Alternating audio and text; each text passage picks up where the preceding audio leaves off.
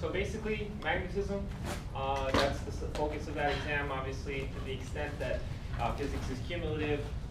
There will be some stuff that you have to know from the first exam. The best indicator of what you need to be knowing is, of course, on these homeworks. Okay? So use these homeworks as a guide for topics as you study. Any questions as we, before we jump back in?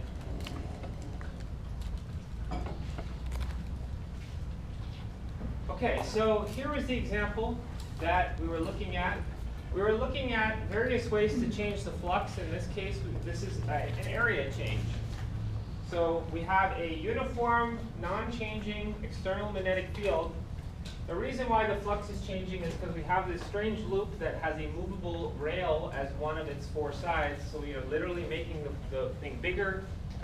We make it bigger, the flux increases. Whenever the flux is increasing, B induced is going to point opposite B external. Don't get too much into the habit of thinking it's always opposite. It's always opposite if the flux is increasing. For instance, convince yourself that if the bar were moving the other way, that fourth side of the loop were moving the other way, the area would be getting smaller. And if that were the case, B induced would point the same way as B external. Remember, it doesn't like any kind of changes. In this case, B induced is opposite because the flux is increasing. And if B induced points like this, then the induced current points like that. So that's Lenz's law. And then we went ahead and used Faraday's law to actually go ahead and compute, start computing the induced current in terms of how big it is. And so basically what we did was we said that the EMF that you get comes from a changing magnetic flux. In this case, that changing flux comes from a changing area. And then even that changing area, well, it's a rectangle and only one dimension of that is changing. So that is what the movement of this fourth side represents, is it increases the area over time. So we got this expression right here for the EMF. And if I had thought to take 2 seconds, we of course could have written down the induced current. So the induced current is just the EMF divided by the resistance. And remember, this loop is getting bigger all the time, so that makes it awkward. We're going to pretend that even as the loop gets bigger, its resistance stays constant, because we're going to say that the loop is basically made out of perfect conducting material except for this special resistor, which is in the loop, and is of course going to be in the loop no matter how big it is. So that right there was actually the end of the example as I phrased it. I said I wanted to find the direction and size of the induced current. I did that. Lenz's law got me the direction, and now Faraday's law got me the size. So that's kind of the end of the formal example, but I did want to use this as a jumping off point to make have some further discussion about Lenz's law.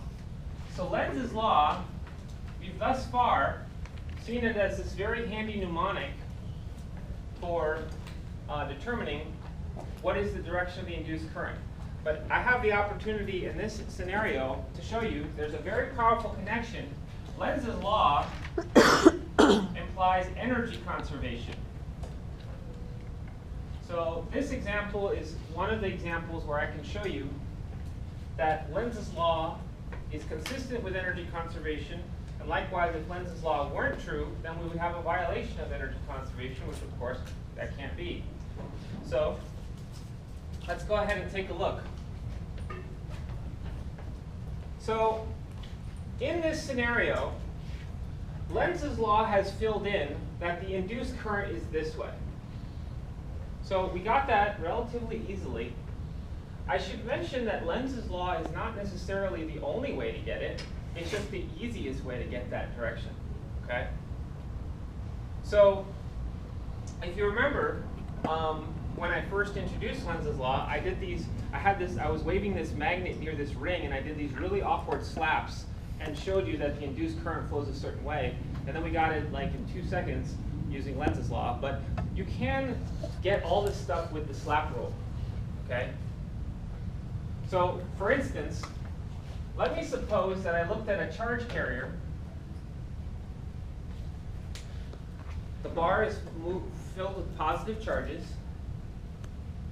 and I can go ahead and slap that into B external. Okay, not B induced, because you can't be your own influence of your thing you're making. So if I slap the B into the B external, which is into the page, I get that the force is up. So the charges are going to start moving up. Notice that's exactly the answer we got from the Lenz's law. We got that charges are going to flow upward in the bar. We got that answer from Lenz's law. It was easier, or we could get it with the good old slap rule. Okay? Notice we don't even have to invoke any weirdness that's sometimes associated with Lenz's law. Remember we said that Lenz's law, sometimes from our perspective, the charges are at rest, so a magnetic field can't pick those up. It has to be an electric field. That's not the case here at all. We got the party started by giving this bar some velocity, right? And if we give the bar itself some velocity, then the charge carriers in it are moving, and a purely magnetic force will deflect them, and that's where the current comes from. So that's where the current starts flowing. Now that they're flowing this way, let me, I guess, draw it in a different color just so that we don't confuse them. Now they're flowing, yikes, that's not going to work. Now they're flowing this way. That's the way the current is flowing. Well, the magnetic force is not going to stop there. We have to, now that the velocity direction has changed, so will the force direction. So let's do it.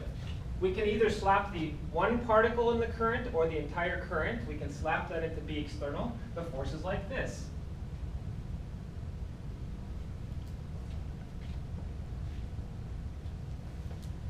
So what's going to happen? Well, the thing can't actually move to the left because that would be moving off of the bar, right? But it can drag across the bar, the side of the bar, and it's actually going to impede the motion, okay? So what we're going to have overall is there's a magnetic force against the bar.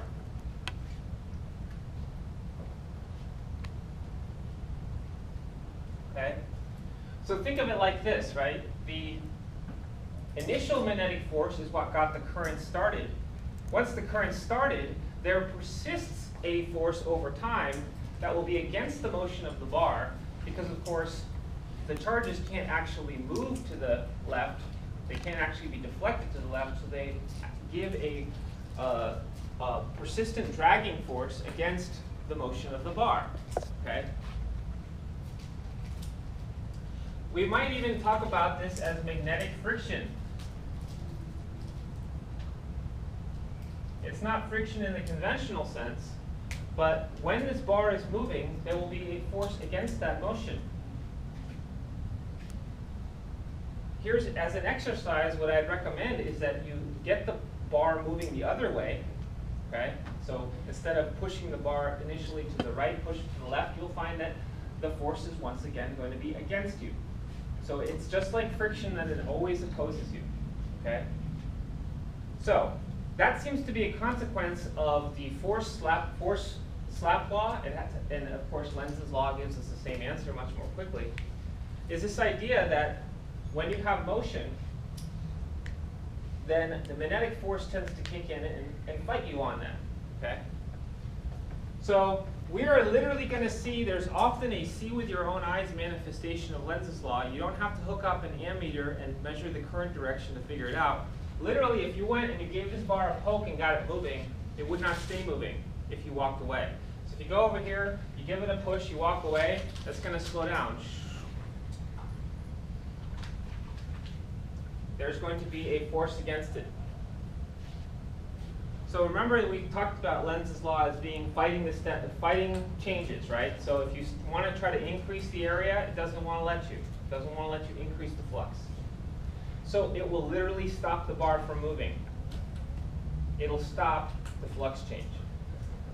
Okay? So there is often a see with your own eyes manifestation of Lenz's law, where the system will fight to stop you making the changes. Okay? So, let's talk about, first, I forgot to mention, one of the homework problems on homework 7 actually has this very system in it. An applet that you can play around with. You can push the bar to the right, you can push the bar to the left, you can change the direction of the field, whatever, and you can see the direction of the induced current. There, the bar moves at constant velocity. That could never happen unless you kept on pushing on it, right? If you want it to keep moving, despite the Lenz's law wanting to stop you, you're going to have to exert a continual force. So that applet assumes that you keep pushing on the bar indefinitely. Here, I'm talking about if you just push it once and then walk away, that velocity will be taken away. There's a force against the motion, a magnetic force. It's very akin to magnetic friction, okay? So, Lenz's law predicts this kind of magnetic friction. What's the big deal? Why is that necessary? Well, let me make myself a little calculation.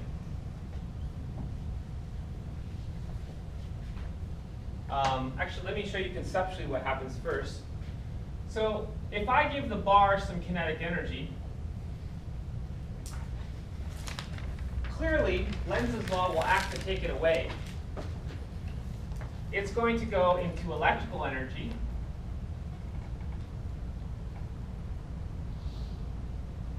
That's why the bar slows down. If you don't continue to put chemical energy, so let's say I just put an initial infusion of chemical energy from my breakfast, and I push on the bar, but then I don't have a continuous infusion of kinetic energy that I'm giving the bar, the kinetic energy of the bar will decrease, it'll slow down because the energy is being converted into a different form, electrical. So basically you think of it as the mass that is moving in this bar, the energy gets taken away and gets given to the charges. So the charges inside can start moving. So the kinetic energy is taken from one form and basically put into another form, right? Now when we have current going through a resistor, what does the resistor do? It creates heat. So a resistor will dissipate electrical energy into heat, thermal energy.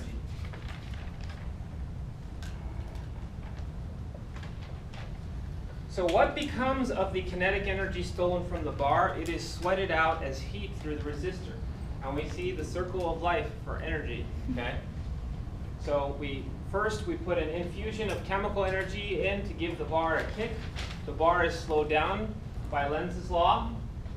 Lenz's law is always fighting you because it always steals your energy and puts it into electricity. That is why it is always opposing what you're trying to do, because it's always taking energy of what you're trying to do and stealing it for electrical. And then, of course, here, the resistor is what dissipates the electrical energy to heat. So the electrical energy is transported via the current to the resistor sweats it out. So there's no problem with any of this because this is just the energy conversion, right? Energy can be converted from one form to another. But let me suppose that Lenz's law was not correct. Let's say that Lenz's law was not correct. The induced current was not around this way, but it was around this way, right? That would be the opposite of what Lenz's law would tell us, right? Well, guess what? If the induced current was this way, then the force would be with you. What we would have is a perpetual motion machine. Because what we would have is that if you give the bar and you give it a little kick to get the party started, you walk away and there's a magnetic force now on the bar that makes it go faster and faster and faster. And yet, of course, there's also going to be a current, and the current is sweating out energy to heat over here. So where is this energy being created from? You have the energy is coming out here, and this energy is only increasing. The bar is going faster and faster and faster, and you're getting heat out the other side. That'd be great if we could have it. This would be an infinite energy source. The bar would go faster and faster, and we get free heat on the other side. You can't, of course, do that. You can't just conjure up energy in both places. You have to take it from one place and put it out in another. So hopefully you see that Lenz's law, always opposing what you're doing, right, is a manifestation of, hey, I'd like to take that energy and I'd like to take it away from you and send it to electrical. That's what Lenz's law does. That's the connection between Lenz's law and energy conservation. And that's why it is a status quo law that always opposes what you're trying to do. It has to do with energy conservation. Does that make sense? In fact, let's go ahead and go one step further. I'm going to go ahead and calculate and show you that the numbers are exactly the same. That the energy taken away here is exactly the same energy that's outputted here. So let's do it. So this right here, I'm going to calculate the rate at which energy is converted from kinetic to electrical, and I'm going to also compute the rate at which electrical is converted to heat. And I'm going to show you they're the same number. So the energy is all accounted for. This one is easy because resistor, we already have a power law, right? So let's say, for instance, we can use, I don't know, let's use whichever one. Let's use V squared over R, right? Why not? Well, we just said that the EMF was B times L times V, and we divide it by R. That's the amount of energy converted from electric into thermal. And then we have to go ahead, of course, and calculate the other power. So this is going to require us to, go back to physics 1, right? Physics 1, we talked about moving objects, and we talked about power being the work done per time, right? That's the definition of power. Power is the work per time, and work itself is just energy converted from one form to another. So let me pull out some good old stuff. Work is force times displacement times the cosine of the angle between them. You guys remember this? Ringing a vague bell. I know it's been a while. Okay. So what I'm going to do is I'm going to put in my magnetic force. So my magnetic force is, of course, what's doing the work. The displacement. And then what's the angle between the displacement of the bar is going to the right, and the magnetic force is to the left, right? It's acting against you. So what angle do I put in there? 180. 180. Cosine of 180 is -1.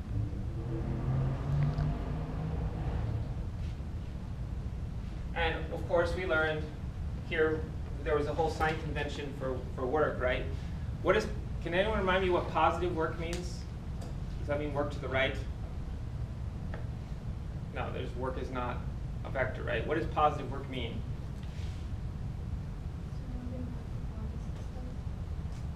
Yes, adding kinetic energy to the object, that's right. And negative work means that you're removing kinetic energy, which, is what we're doing, right? We're removing kinetic energy from the bar. So the work and power are negative because the arrow is going out of the bar, energy is leaving the bar. All right, let's do it. What is this thing right here? Plus. That's the velocity of the bar, so that's straightforward. And then the magnetic force, well, I guess I'll do that over here just so it doesn't get too cluttered. That's going to be ILB sine of theta, right?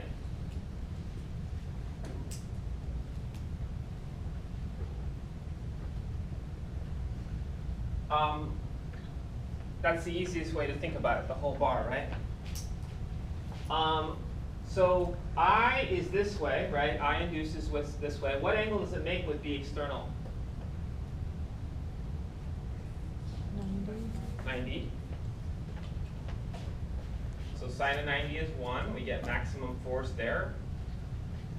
This L, of course, is the generic L, the length of the bar, but actually I called that L in this problem too, right?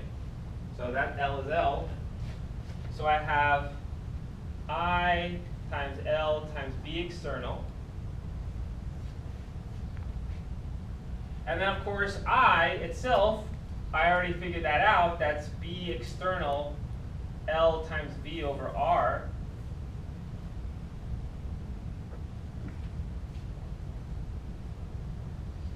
So let me plug it all in here. Here's what I get. And I'll leave it to you to just break down the algebra.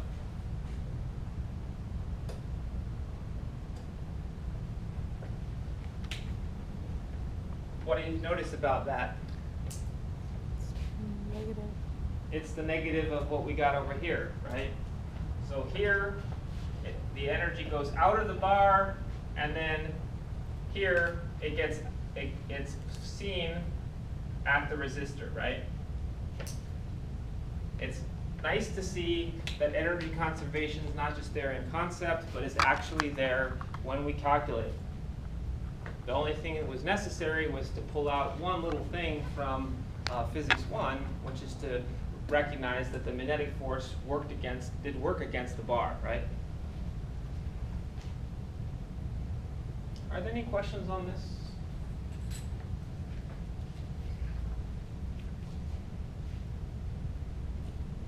All right, so hopefully that convinces you that Lenz's law is an energy conservation law.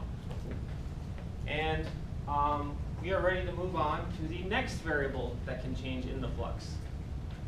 Any questions before I clear some space and do it? Yeah? Is that a version on the sheet?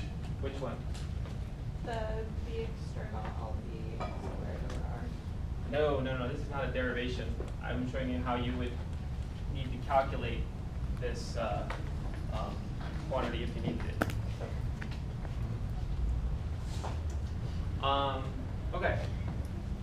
Yeah, that was not a derivation. This was just showing you how you can calculate certain things if you need to. So the final, or not the final, but the next thing we can do is theta change. So I'm going to have a uniform, unchanging in time, external magnetic field. And I'm going to put a loop once again. This could be one turn, or in practice it's going to be a whole bunch of turns to exaggerate the effect. It's going to have a fixed number of loops of fixed area, and the magnetic field itself is also fixed. So the only thing that's going to change is I'm going to rotate the loop. And what that's going to mean is that the flux is going to increase, decrease, increase, decrease simply because of that orientation factor, right? So for instance, let's say in this position, it's not vertical. I purposely drew it a little bit tilted. So if you just thought I was doing a bad drawing, you might want to tilt the loop a little bit like this. So let me draw in my normal line.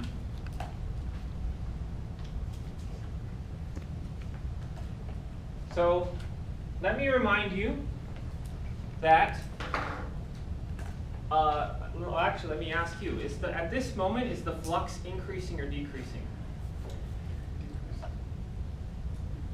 So it's like this, just about to rotate into this position. Increasing. It's what? How many people say increasing? Decreasing? Okay, so remember this orientation here is the maximum flux. We're just climbing up to it. So at this moment, the flux is actually increasing.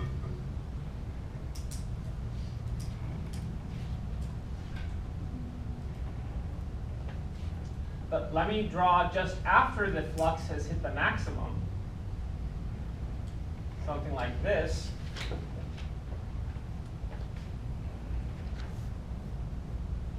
Now the flux would be decreasing, right?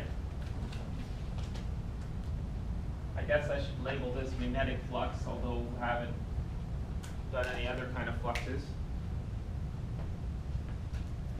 So the thing to remember here is that you experience maximum flux when the loop is like this. So if we're just about to get there, the flux is increasing. If we're just past it, the flux is decreasing again. And remember that the flux will actually be 0 when it's in this orientation, right? And so after it crosses this, it will start to increase again, right? So if I just rotate this loop in a constant direction, the flux will increase, decrease, increase, decrease, increase, decrease, right? So that certainly qualifies as a change, so we are going to have induced current. If you rotate a current loop in a magnetic field, you'll get continuous flux change and continuous induced current. So let's work it out. If the flux is increasing, then does B induced want to point more with or against the external field? Against.